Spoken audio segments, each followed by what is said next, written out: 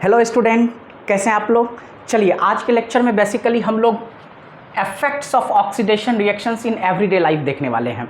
That means पिछले lecture में जो आपने केमिकल रिएक्शन एंड इक्वेशंस का जो पार्ट 2 में आपने स्टडी किया था, आज हम लोग पार्ट 3 में जो आपने पार्ट 2 में ऑक्सीडेशन रिएक्शन देखा था, रिडक्शन देखा था, दैट मीन्स रिडॉक्स रिएक्शन देखा था, उसका बेसिकली आज हम लोग एप्लीकेशन को स्टडी करने वाले हैं। प्रैक्टिकली जो रिडॉक्स रिएक्शन है या जो ऑक्सीडेशन है, रिडक्शन है, ये कहाँ कहाँ यूज़ होता है, तो प्रैक्टिकली आज के रिएक्शन में हम उसका इफेक्ट्स देखने वाले हैं कि हमारे एवरीडे लाइफ में जो है ऑक्सीडेशन रिएक्शन या रिडक्शन रिएक्शन या रिडॉक्स का क्या यूज़ होता है, तो आज हम लोग देखने वाले हैं। चलिए देखते हैं। सबसे पहले तो जो इफेक्ट्स है ऑक्सीडेशन रिएक्शन का, ये सबसे बेहतरीन एग्जांपल हम लोग देखते हैं ऑक्सीडेशन का इफेक्ट के तौर पे जो हमें नज़र आता है। I hope corrosion of metals is the best example, best application for oxidation reactions. वहीं पे अगर मैं कोरोजन ऑफ मेटल्स देखा जाए तो कोरोजन बेसिकली किसका एग्जाम्पल है, ये एक तरह से रिडॉक्स रिएक्शन का बहुत ही बेहतरीन एग्जाम्पल। कोरोजन ऑफ मेटल्स आप देख रहे हैं कि the process in which metals are eaten up gradually by the action of air, moisture और an acid on their surfaces. Rusting कैसे होता है, तो रस्टिंग में बहुत ही सिंपल है। आप देखते हो कि जो हमारे पास आयरन्स होता है वो नेचर में किसके साथ रिएक्ट करता है, oxygen, not oxygen, humid air के साथ जब वो कॉन्टैक्ट में आता है तो आप बरसात के टाइम में देखोगे ज़्यादा से ज़्यादा मेटल बहुत तेज़ी के साथ जो रस्टिंग ऑफ आयरन होता है और बहुत तेज़ी के साथ होता है। लेकिन वहीं पे समर सीजन में ये थोड़ा कम होता है, क्योंकि समर सीजन के टाइम में क्या होता है, एयर के अंदर ह्यूमिडिटी बहुत ही कम होता है। तो the process in which metals are eaten up gradually by the action of air, moisture और एसिड, यानी कि कोई भी केमिकल आइटम्स, जैसे खास करके अगर आप एसिड भी किसी मेटल के ऊपर आप फेंक दोगे तो वो भी एक रस्टिंग का बहुत बड़ा फैक्टर होता है उसके सरफेस के ऊपर।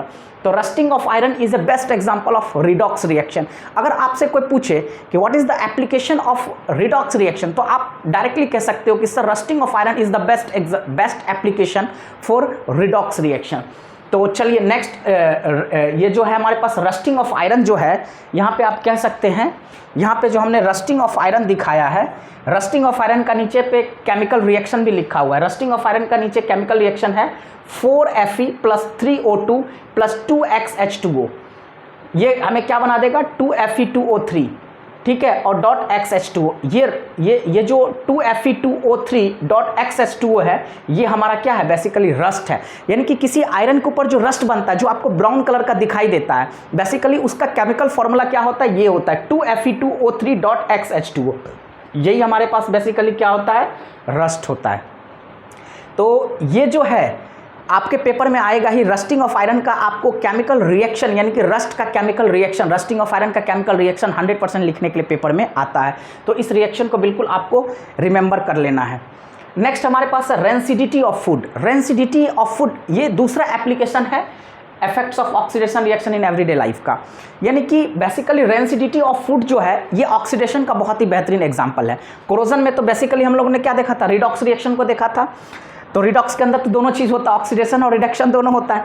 लेकिन जो हम लोग रेंसिडिटी ऑफ फूड के बारे में बात करेंगे, ये मेनली ऑक्सीडेशन होता है। रेंसिडिटी क्या होता है कि आप देखते हो शादी पार्टी या कहीं भी आप जाते हो तो ज़्यादातर वहाँ पे ऑयली और फैटी फूड्स बनता है, काफ़ी टेस्टी होता है।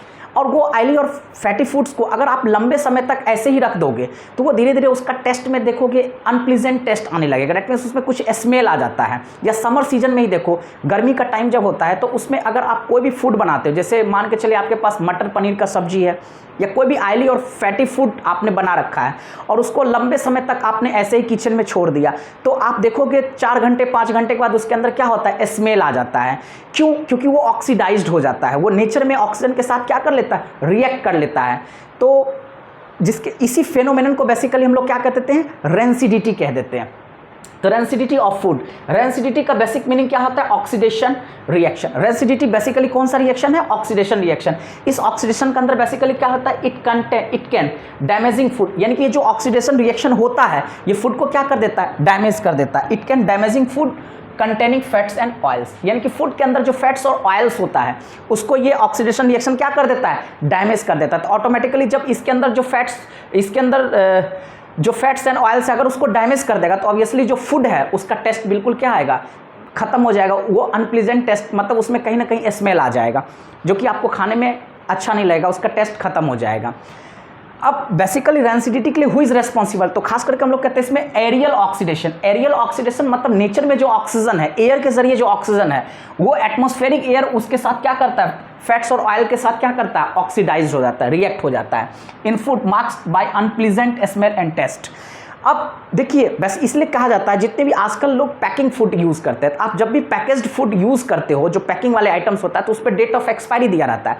वो डेट ऑफ एक्सपायरी बेसिकली क्या होता है, तो उस फूड को ऑक्सीडाइज्ड होने से प्रोटेक्ट करने के लिए जो एंटीऑक्सीडेंट डाला गया है उसका डेट होता है कि कब तक वो एंटीऑक्सीडेंट उसको ऑक्सीडेशन से क्या करेगा, प्रोटेक्ट करेगा। तो यहाँ पे हम लोग देख रहे हैं various ways to prevent food from rancidity, यानी कि ये जो ऑयली और खास करके फैटी फूड होता है उसको हम ऑक्सीडेशन से, ऑक्सीडाइज होने से कैसे प्रोटेक्ट कर सकते हैं, उसके क्या क्या तरीके होते हैं, बहुत सारे मेथड्स होते हैं। By adding antioxidants food containing fats and oil, यानी कि जो भी फूड फैट्स और ऑयल्स को कंटेंट कर रखा है उसके अंदर हम बेसिकली क्या करें, एंटीऑक्सीडेंट डाल दें। तो अगर एंटीऑक्सीडेंट डाल देंगे तो वो ऑक्सीडाइज होने से उसको क्या करेगा, प्रोटेक्ट करेगा। जैसे बाय यूजिंग नाइट्रोजन गैस। अब ये नाइट्रोजन गैस बहुत ही कॉमन एग्जांपल है, जितने भी आप लेज, कुरकुरे, चिप्स वगैरह आप यूज़ करते हो आजकल, उसके अंदर क्या होता है, नाइट्रोजन गैस को एज ए प्रिजर्वेटिव के तौर पे यूज़ किया जाता है। आप जैसे ही पैकेज करने से पहले उसके अंदर नाइट्रोजन गैस डाल देगा तो वो एक एंटीऑक्सीडेंट की तरह काम करेगा, वो ऑक्सीडाइज होने से उसको क्या करेगा, प्रोटेक्ट करेगा। तो वो टेस्ट उसका खराब नहीं होगा, कुछ लंबे समय तक जो भी उसका वैलिडिटी दिया रहेगा। मतलब एंटीऑक्सीडेंट ऐसा नहीं कि लाइफ टाइम काम करेगा, एंटीऑक्सीडेंट का अपना एक ड्यूरेशन होता है कि कब तक वो इफेक्ट रहेगा, कब तक उसको बचा सकता है। तो जिस भी फूड के अंदर एंटीऑक्सीडेंट डाला गया है, जैसे जिसको हम लोग शॉर्ट फॉर्म में कहते हैं प्रिजर्वेटिव, कई टाइप के प्रिजर्वेटिव होते हैं जिसमें से नाइट्रोजन गैस एक अपने आप में बहुत ही बेहतरीन एग्जांपल है एक प्रिजर्वेटिव का। तो मोस्ट ऑफ दी जैसे लेज, चिप्स, कुरकुरे है, ये सब में नाइट्रोजन गैस ही एज ए प्रिजर्वेटिव के तौर पे यूज़ किया जाता है। तो जहाँ कहीं भी प्रिजर्वेटिव देगा तो 100% ये क्या करेगा, ऑक्सीडाइज होने से फूड को प्रोटेक्ट करेगा। और आप अगर आज कल परसों भी खाते हो तो आपको टेस्ट में कोई चेंजिंग नज़र नहीं आएगा।